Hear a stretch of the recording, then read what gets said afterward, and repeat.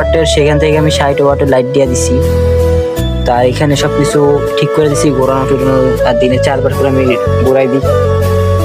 এখন আমি সেন্সরগুলা এক পাশে দিছি, আর এখানে কিন্তু কাটা ছিল না, আমি তো এই যে কাইটা দিছি কতখানি, কারণ অক্সিজেনগুলা ঢুকতে পারে আর তাপমাত্রা আর কি যেগুলা গরম বাতাসগুলো মানে বাইরে যেতে পারে সব খুব সহজে, সেক্ষেত্রে কিন্তু আমি এখানে এরকম করে দিছি।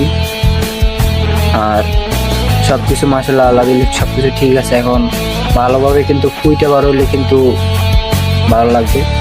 এখানে কিন্তু ই করে দিছি। আর নিজে থেকে আমি একটা ইনকিউবেটর বানাবো, যত ধরনের যাবতীয় এইগুলা লাগে, মিটার, তাপমাত্রার মিটার, এগুলা যত কিছু লাগে সব কিছু আইনা আমি নতুন করে একটা 300 ডিমের কিংবা 400 ডিমের একটা ইনকিউবেটর আমি নিজে তৈরি করে দেখবো যে আমি পারি কিনা। সব কিছু অর্ডার দিছি, এখন আসলেই আমি বানানো শুরু করবো।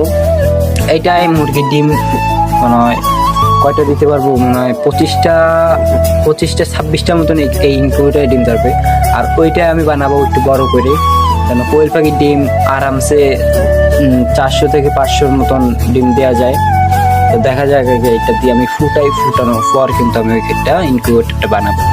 তো সবাই ভালো থাকবেন, আল্লাহ হাফেজ।